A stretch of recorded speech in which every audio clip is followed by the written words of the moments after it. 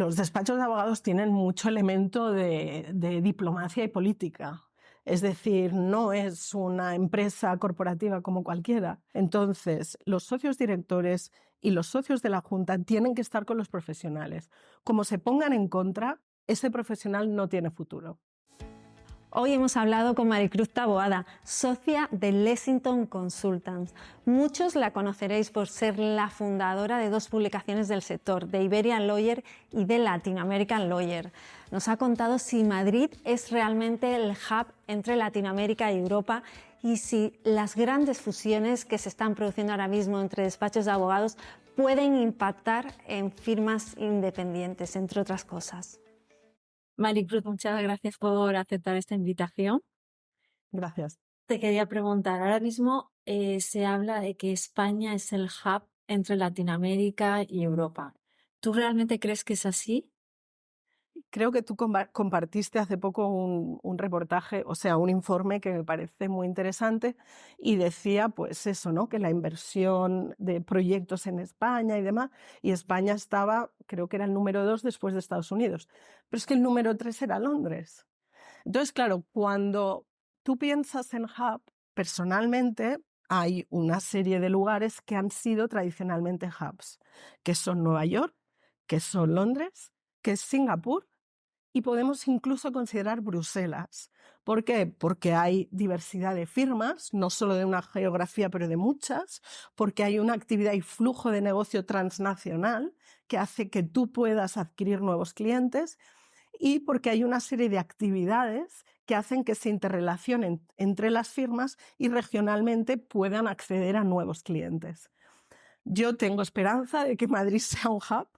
Todavía no acabo de verlo, quizás no tengamos la perspectiva. Ahora que vemos consolidarse grandes firmas como justo recientemente Allen & Overy y Sherman, DLA Piper, Baker, ¿ves que realmente esto puede perjudicar a la estrategia internacional de firmas independientes? Me encanta que me preguntes eso, sobre todo porque tú vienes de una de ellas. Entonces, de una de las grandes internacionales globales, si no la que tiene más oficinas en el mundo mundial, ¿no? O eso se decía. Tú, que eres internacional, ¿cómo me aseguras la colaboración y la integración de las áreas de práctica en tu firma? Explica.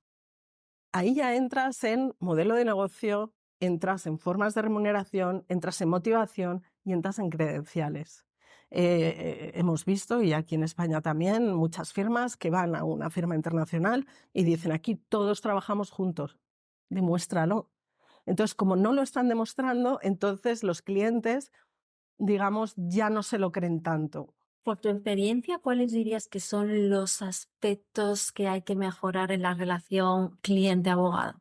Los clientes necesitan sentirse, digamos, reconocidos, importantes y que, aunque ellos no sean los que más facturan dentro de ese despacho, que siguen manteniendo esa importancia.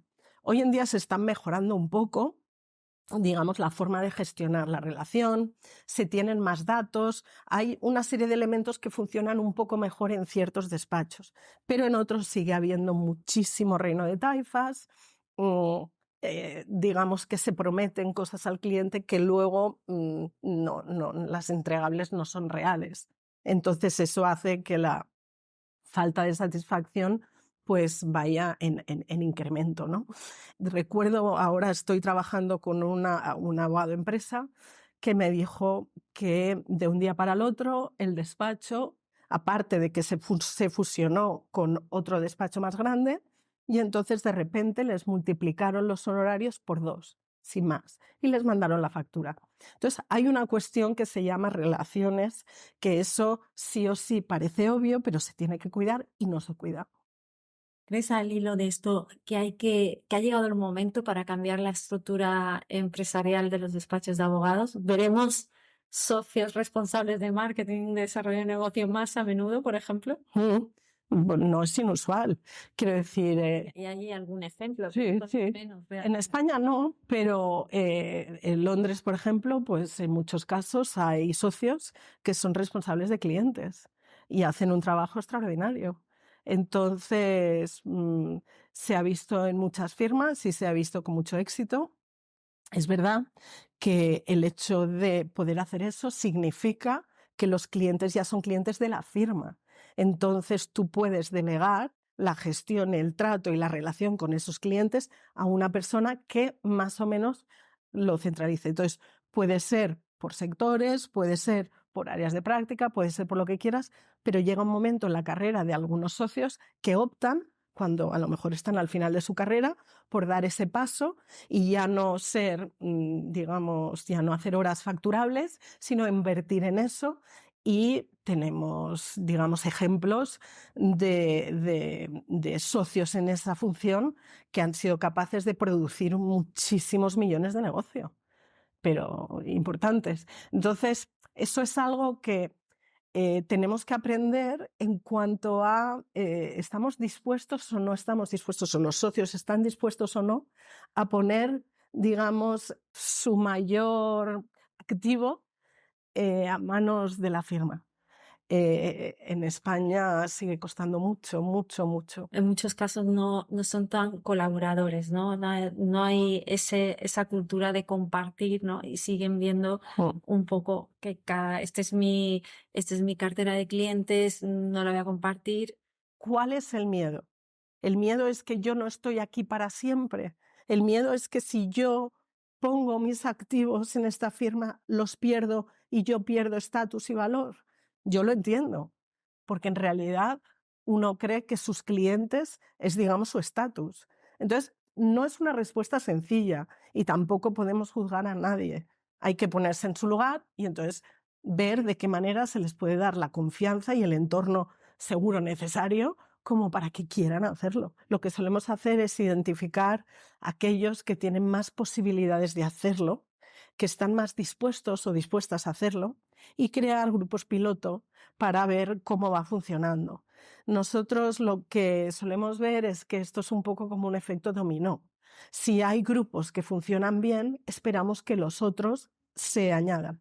Hay otro elemento también que se suele trabajar mucho y es una cuestión de evaluación de socios, es decir, el típico accountability, es decir, el establecer una evaluación con los socios para también identificar hasta qué punto están contribuyendo a la firma o no y de qué manera. Entonces hay distintas formas, pero esta debería ser una de ellas. En estos 6 años que llevas como consultora, ¿has visto una evolución, bueno, sin contar la pandemia, de la demanda de vuestros servicios? Claro, yo entré cuando ya Lexington estaba funcionando. Entonces, la demanda suele ser continua en el sentido de que los consultores, quizás un poco como los abogados, suelen ser llamados por la confianza que te vas ganando y las credenciales dentro de lo que es el mercado. Entonces, de nuevo, muchos de nosotros llevamos cierto tiempo en el mercado, entonces ya conocemos a muchas personas, nos movemos mucho en el ámbito internacional, entonces hacemos muchos temas también de formación y demás. Entonces, es un flujo bastante continuo. Yo creo que la clave para la consultoría no es la cantidad, sino la calidad. Y para mí el privilegio más grande es el poder estudiarte, digamos, los proyectos que te encomiendan. Es realmente un placer el poder coger toda la información y pensar. Y hay pocas profesiones que te dan ese lujo, que te permiten ese lujo. Entonces, por eso a veces la gente dice, bueno, pagas más, pagas menos por consultoría, es el coste, digamos, equilibrado. Y yo opino, igual que estoy de acuerdo en los despachos, que el valor se paga, pero tú también tienes que ser capaz de aportarlo y de ser capaz de, cuando tú estás ofreciendo un servicio, el que sirva de cara al futuro y que transforme un poco lo que es la cultura de la firma en sí.